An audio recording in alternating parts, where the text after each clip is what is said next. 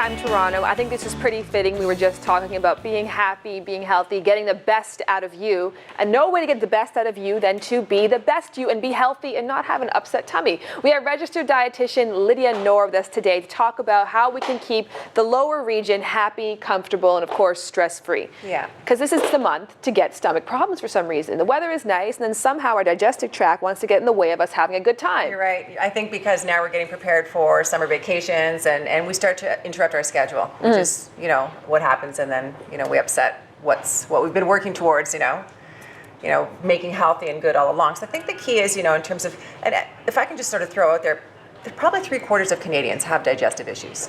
And as many as 2/3 of those folks who have them recognize that they have them, but they do nothing about it because they don't know what to do about it. We talked about this, right? Yes. They just accept it as the new normal.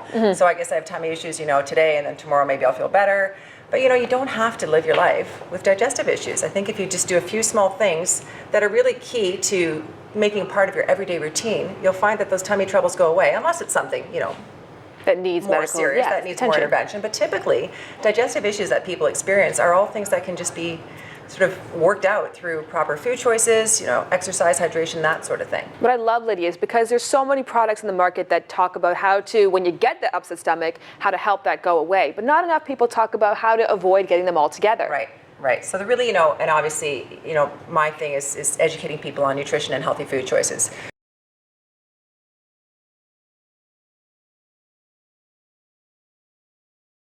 So, a couple of things you can do to avoid digestive issues, particularly, again, we're talking about summer, traveling, going to the cottage, sitting in the car for extended periods of time. That's a lot of time when these issues start to creep up.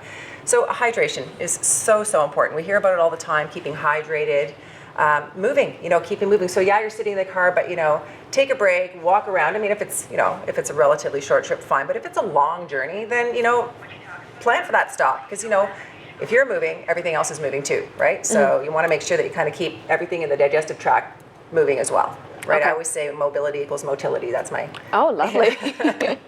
And then food choices are key. Obviously, we want to make sure that, we've got this beautiful display of the colors of the rainbow, I love to call it.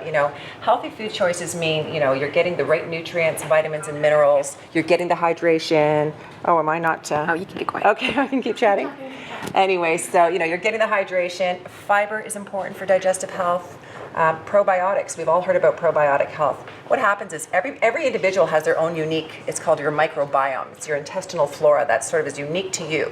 And making the right food choices, including probiotics that are healthy bacteria, to get that sort of microbiome and those flora on track and balanced is really important. So, Activia is a great way because they have BL regularis, which is a really important probiotic shown to actually reduce transit time, from the time that food goes into your mouth and you digest it properly. It helps reduce that transit time and minimize some of those issues like the bloating and the cramps and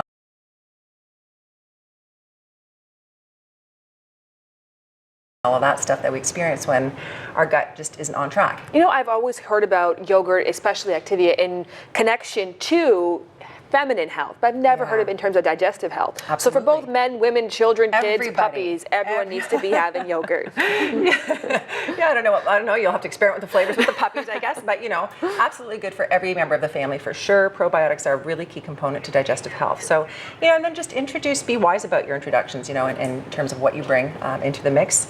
Just do things in small steps. Don't go overboard and eat a bowl full of, high fiber lentils or something all in one sitting, because then you're going to have other issues, right? You just want to be wise, but you want to make sure you're consistent.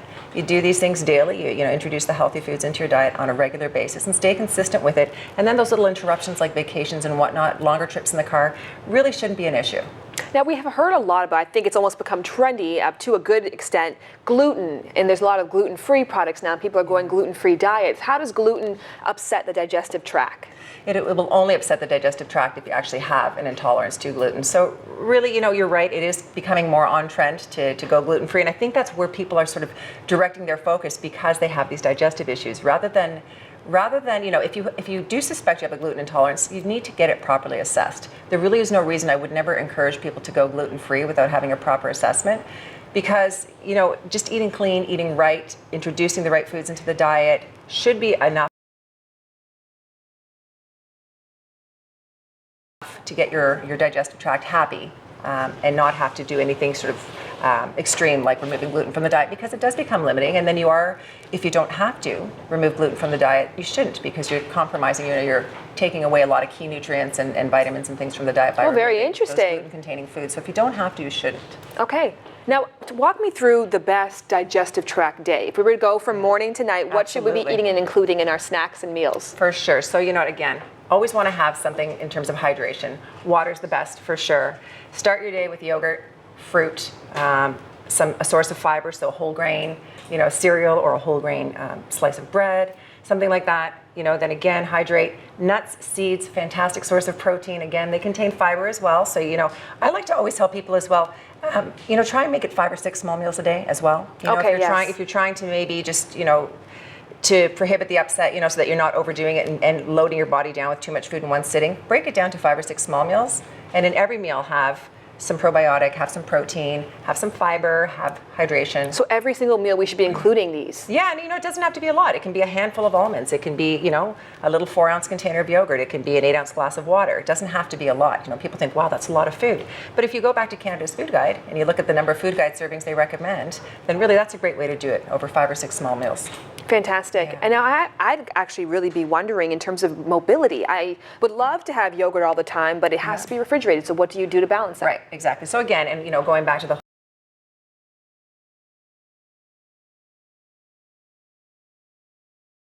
whole summer travel and all that, take a cooler with you.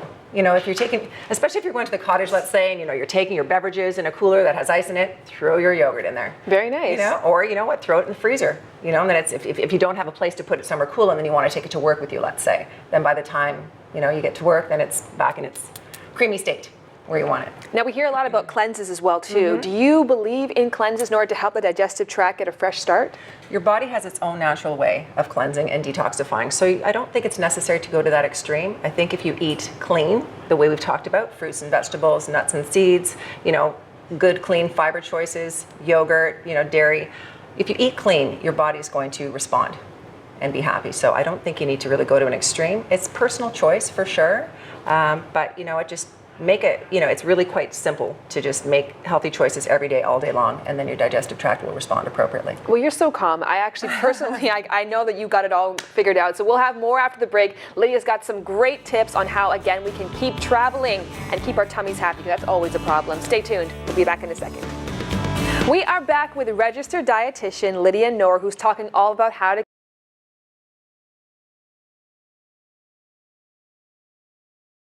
keep our tummies happy and in check. And Lydia, you have one final tip for us. Yeah, so the one thing I want to touch upon, because people do go away, not just in the car to the cottage, but away on vacation.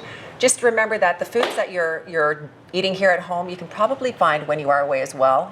Obviously the water, the fresh fruit and vegetables, you can find those things as well. Some of the products that we've talked about are actually in global marketplaces as well.